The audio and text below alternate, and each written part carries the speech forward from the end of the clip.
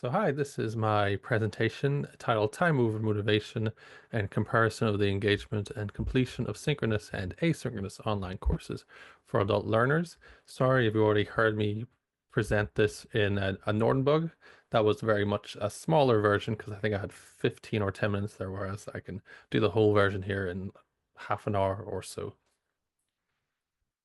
So a bit about me first. So yeah, I'm Matthew Gemmell. I have a microbiology background.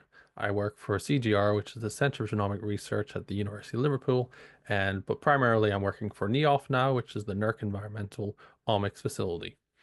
So I've been a bioinformatics trainer since 2015, doing about 10 to 15 workshops per year.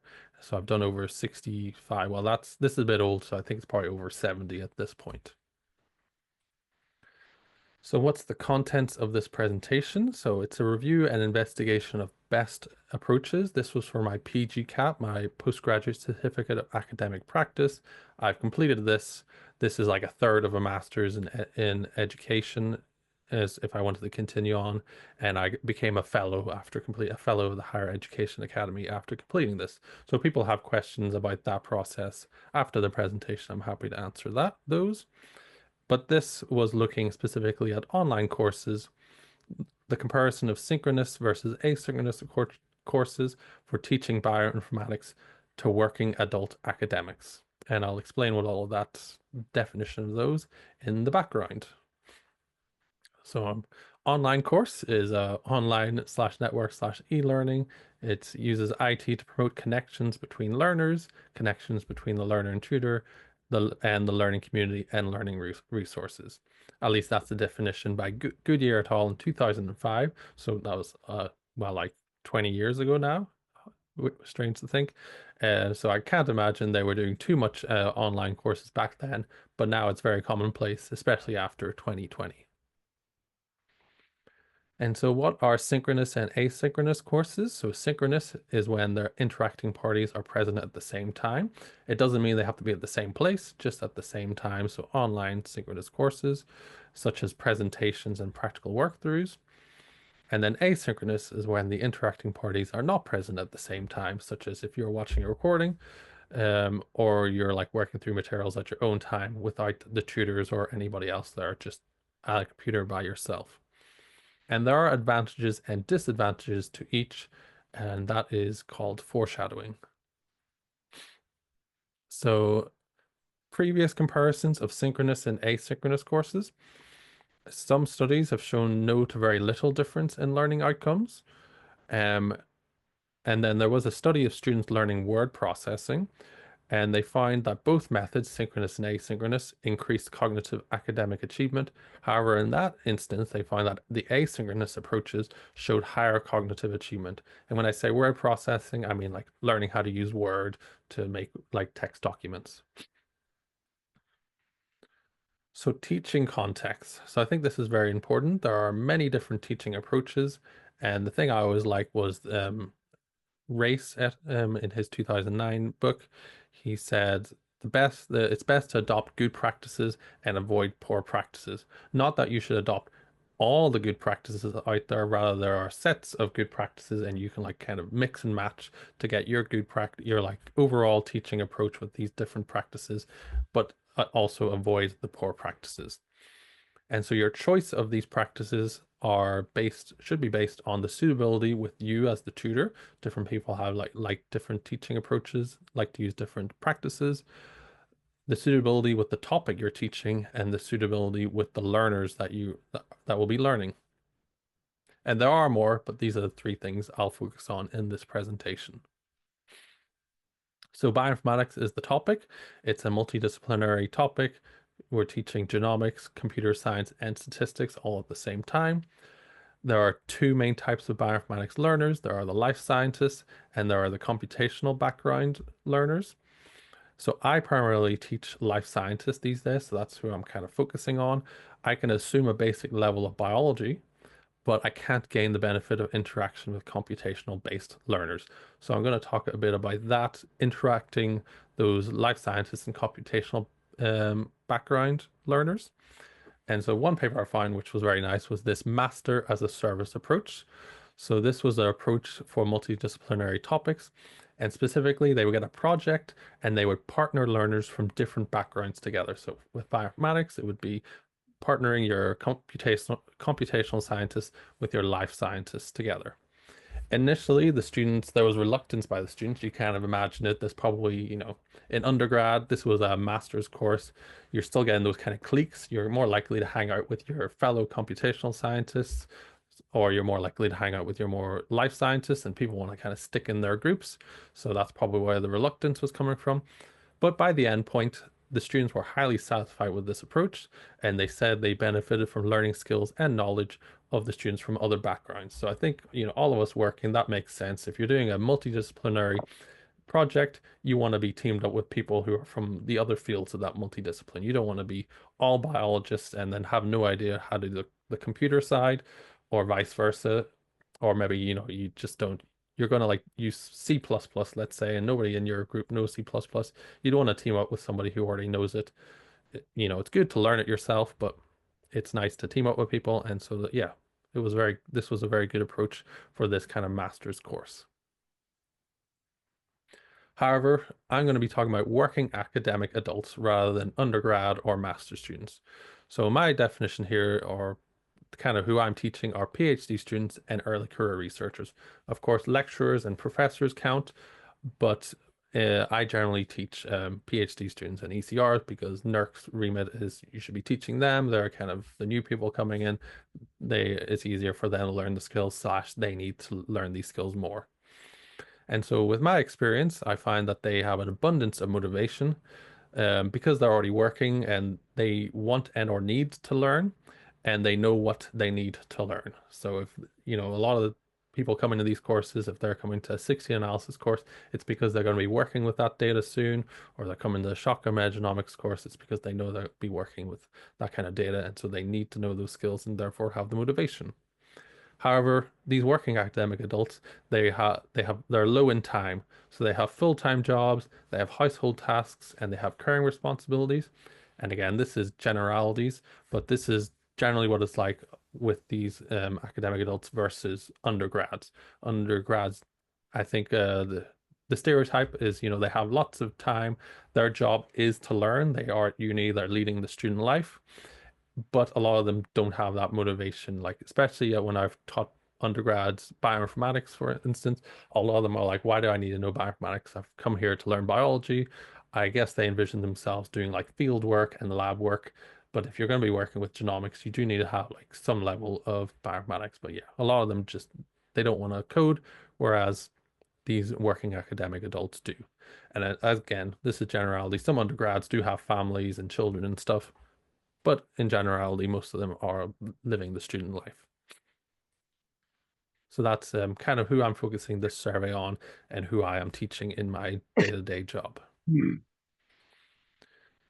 So this case study was a literature review. You've already seen some of the fruits of the literature review, all those publications. But then there was a survey which used Likert scaled questions and open questions, and asked questions about online courses, synchronous and asynchronous approaches. It asked about engagement and completion of these kind of workshops and the advantages and disadvantages of these two approaches. So I used a Google form, did an ethics disclaimer and collective ethics approval form. This only covered University of Liverpool staff, so that's all who I could ask for this. And again, if this was an actual publication, I would gather more responses. But for the PGCAP, this was okay. They did say the response was a bit low, which, yeah, I'd hope to get more responses, but it's always hard to get people to fill in Google Forms.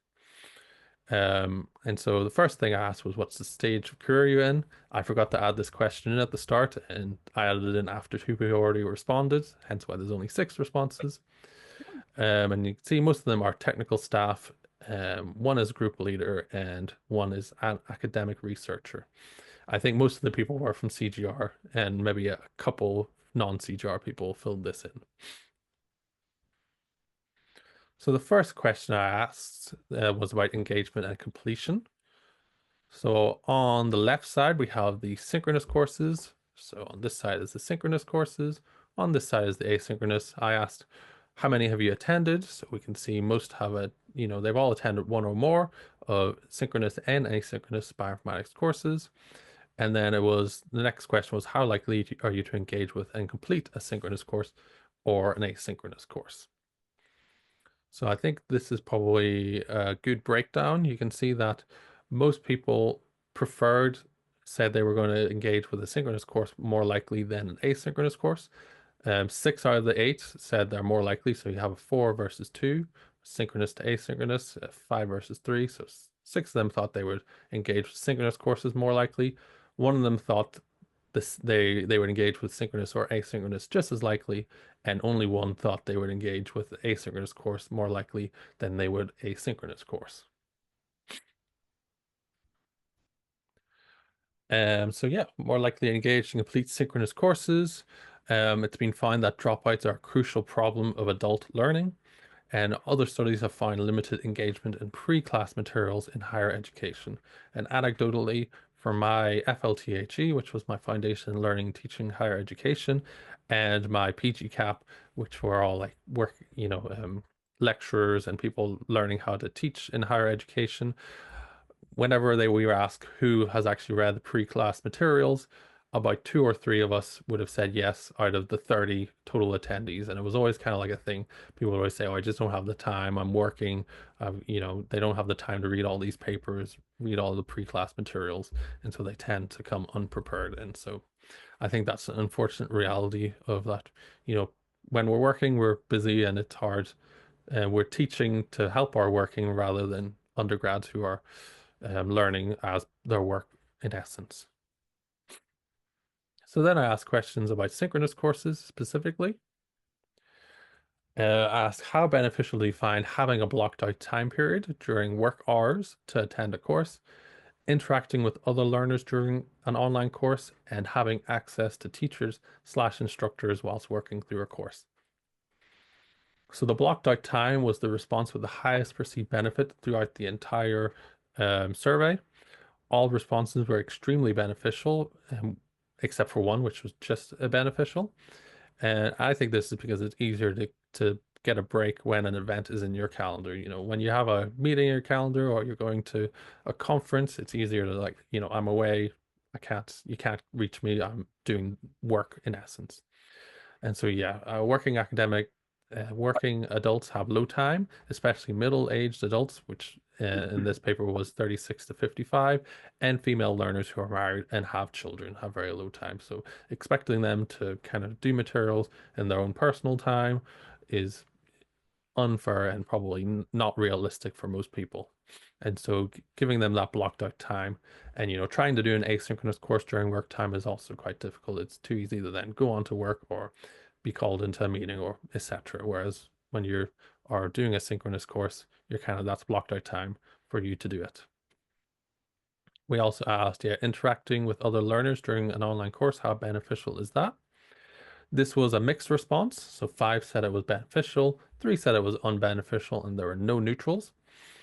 But yeah, I think discussion with fellow learners can be good. They can share struggles and solutions with each other, but it can be a distraction from the course. And so we now implement a Zoom quiet room, which seems a bit silly, but since we've added in the Zoom quiet room in our online courses, nobody's complained about the main room being too busy and distracting. So that's maybe a nice tip to add. Learner community. So this is the immediate peer interaction promotes learning, and learners will assist and encourage each other, which is always nice. And synchronous learning can create a community which can help prevent feelings of isolation and separation. And I'm sure, yeah, anyone who's worked remotely, I'm pretty much fully working remotely these days. It can be quite isolating and hard. Yeah, it just feels like you're there all by yourself. However, it is found that adult learners find it difficult to develop social bonds with other learners online. However, these are papers from 2012. Maybe now that more people have done online learning, it's better than it used to be, but I couldn't really find any more recent stuff about that. And then the other question was, how beneficial do you find having access to teachers/instructors whilst working through a course? So this was seen as primarily beneficial. Prompt feedback is good practice and expected by students. And correct tutor interactions with learners helps promote deep learning approaches. So one of the big things with bioinformatics is troubleshooting and debugging. So as we know, bioinformatics involves coding and programming, which can lead to typos, mistakes, and errors. This can lead to strong negative emotions, such as confusion, frustration, and anger, and lead to rapid demotivation. Kind of my experience with this recently is trying to learn Nextflow, um, trying to learn through the materials online. It's pretty good, but I did get to a point where I was trying to make my own stuff. It wasn't working. I didn't know why. I left it probably 3 weeks. I stopped in December, only started again last week, and it turned out it's because one of the I'd set a variable name to start off with a number. Nowhere in the materials did it say you couldn't do that, and the next flow bug wasn't really telling me that's what the issue was. It was then leading on to the next line, and so I didn't know what was going on. And once I did figure it out, I was like, oh, okay, yes, that makes sense. And only once I knew what the issue was could I actually Google and find the issue online where people are like, yeah, you can't use numbers in front of variable names just like Perl. It's like, well, it didn't say that anywhere. So, but if I had had somebody there to help me through the troubleshooting, then I probably could have got past that issue very easily and continued on. And so kind of leading on to that, most bioinformatic tools are open source, which is a significant barrier to entry. Open source tools are maintained at different levels. Different people have different kind of ways of coding things. Always the thing I have to tell, like whenever people are like, oh, how do I get the help options of a tool? I'm like, well, it's either going to be minus H, minus H, minus help, or minus help. And you never know until you sometimes have to go through all of them differently. Sometimes you just type in the command name and it will bring up the help, and other times it doesn't. And so yeah, nothing is consistent, everything's different.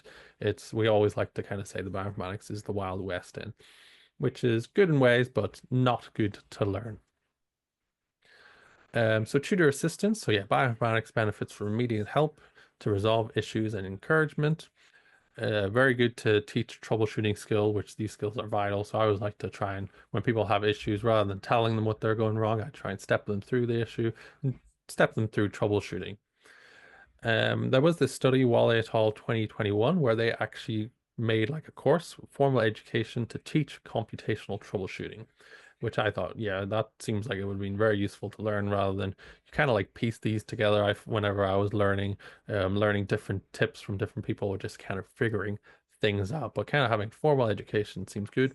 And the students did value these taught skills at the end of the course. So what's ineffective tutor interaction? So some of the points of ineffective tutor interaction are limited interaction, late or no response, poor feedback, and lack of synchronous assistance. And again, part of this is just the reality of working as an academic, that, a lot of academics' main job is not to teach.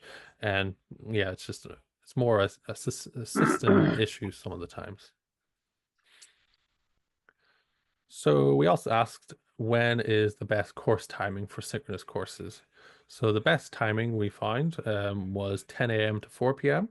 This allows adults time for their other responsibilities, but it also prevents cognitive overload. So like trying to learn from 9 to 5 is a lot to expect of anybody. And we always find that people like towards the end of the course, even these 10 to 4, they have less energy towards the end. And most of our learners typically leave between 3 p.m. and 4 p.m. because it's kind of like they work at their own pace, and we make sure our last presentation is normally at 2-ish. And so if people are finished for the day or whatever, they can they normally leave a bit early. We also have a day break in between our workshops. We carry out a workshop on Tuesday. If it's a 2-day course, then we continue on Thursday. We asked if this was a benefit because, it's an online course, so you're able to do this, whereas if it's in person, you wouldn't want to have a day break because of traveling and hotels. And so, yeah, but the people who filled in the survey didn't really seem to think it was very beneficial. Half of them thought it wasn't beneficial. A quarter said maybe, and a quarter said yes, it was beneficial. But we continue it because we find it beneficial to ourselves as the tutors. It allows us to recharge our energy levels and fix any issues that were spotted on the first day. So we asked some open questions about synchronous courses and what did they find particularly beneficial. The takeaways from this were 2 voice preference for synchronous courses over asynchronous, One had preference for in-person courses, but the main thing was that they think that good structure and environment is vital. You need to keep the learners focused. You need to be open for questions and assistance, but there are many practices to attempt this.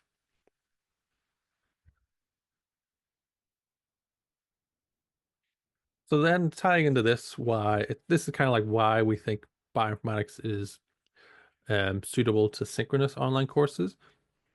So bioinformatics is difficult. It's a multidisciplinary topic. There's lots of unfamiliar skills and there's multiple concepts interacting at once. There was one study which found that asynchronous courses are better suited to less complex foundational topics.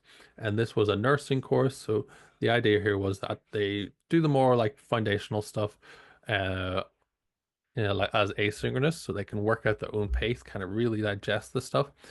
And then this gives the instructors, the tutors, more time to then focus on synchronous classes for the more complex topics. So they kind of, yeah, teach them the foundational stuff as prerequisite, almost asynchronous courses. And then that gives them time to like focus on the more complicated stuff, which in our case, we think bioinformatics is difficult and complicated. Another issue is that the fast evolution of bioinformatics, there's constant improvements, sequencing approaches and technologies are improving, database sizes and completeness are improving, and you're getting new and existing tools all the time, or new versions of tools, like an example being from human 1 to 2 to 3. And whenever you upgrade these tools, it's always new options, parameters, new algorithms added in, or new statistics, so always new stuff to learn. And so it's difficult for teaching programs and technical experts to keep pace. And so these materials need to be updated regularly. And one of the disadvantages of asynchronous courses is that you need to, if any new thing happened, you need to re-record your videos for these asynchronous lectures. Whereas with synchronous courses, you don't need to re-record videos, you update your slides, and then you present in your synchronous course. Of course, you still need to practice and everything, but I tend to practice my presentations every time before anyway. So that leads us on to asynchronous courses and what the people who filled in the survey think. So we asked, how beneficial do you find being able to work on a course at your own time and having access to recorded lectures? So working at their own time they found was a slight benefit, lower than having a blocked out time for a synchronous course.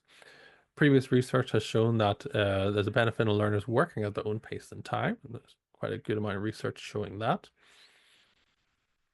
Recorded lectures were found to be very beneficial. So having instant access to e-materials and online lectures are beneficial to learning, especially for future use. So a lot of people, when they attend workshops, they'll learn, but maybe they don't have their data yet. Maybe they have other projects they need to finish first. A lot of time, the timing of when they come to a synchronous workshop versus when they actually do the stuff doesn't quite line up, which is an advantage of these asynchronous approaches because they can look at the materials when they need to, either to remind themselves or like follow work lines and SOPs. I know a lot of the materials that I make, I kind of follow along as like guides and SOPs when I'm doing my own analysis because I'm not going to be remembering all the commands and parameters for every single step of the various things I'm doing. Another advantage of asynchronous courses is they do not require a stable internet, so which is an issue for a lot of people.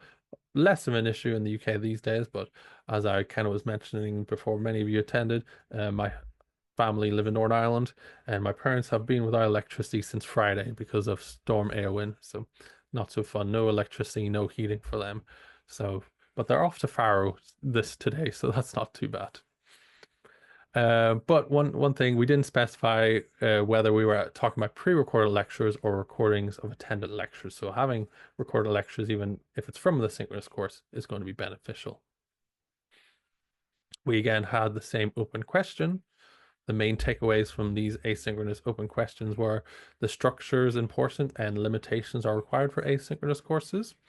It's too easy if it's just open-ended and you just, I guess, have any time to finish it, then you will never finish it. I know I've started many asynchronous online courses and just kind of lost motivation and stopped. But having asynchronous courses as a resource helps overcome future issues, so they can like refer and look at the code, and it also helps them find specific tools and knowledge. But the lack of support is an important detriment to asynchronous courses, but the self-paced and individual approach can be a boon. I also asked if they had any further comments, and they said none. Best of luck with the PGCAP research. So conclusions from all of this. So I think my conclusion is that the best method is to combine asynchronous and synchronous approaches. Many students are in favor of a blended approach, and the disadvantages of one approach can be compensated by the other. One popular approach is the flipped classroom. So this is, they kind of like to put it as the classes at home. You're learning the theory at home, and then the homework is in the classroom. So you learn the theory at home, and then you go to the classroom where you apply this theory. You do the practical, kind of like, you know, the homework, actually doing the maths. And this appears to improve performance and learning. I think this is again appropriate for undergrads who have the time to do the class at home. But as I've kind of previously mentioned, a lot of working academic adults don't have this time to do the class at home and then do the homework in the classroom. So instead, our approach at NEOF and at CGR in general is to teach a synchronous course, online course, 10 a.m. to 4 p.m., doing a 2-day course on Tuesday and Thursday. We have lectures during the course to kind of, you know, bring them up to date with all the theory that they need to know for the course. They have they then work through materials at their own pace. These are online books made with Bookdown, or that's kind of like a version of our Markdown. And this contains theory, practice, and exercises so that they can then do that during their own pace, but then they can also refer to these materials back in the future. We always try and make a welcoming environment so that they feel comfortable accessing us tutors, asking questions, and also kind of forming a learner community. We always try and be flexible so that they can leave at any time they need. If they have a meeting they go to, we say that's perfectly fine, go do that. If they need to pick up kids during the course time, that's no issue. We always have an agenda so they know when the lectures are being presented, so they can hopefully make it to those lectures, and then they can work at the materials during the course or their own time.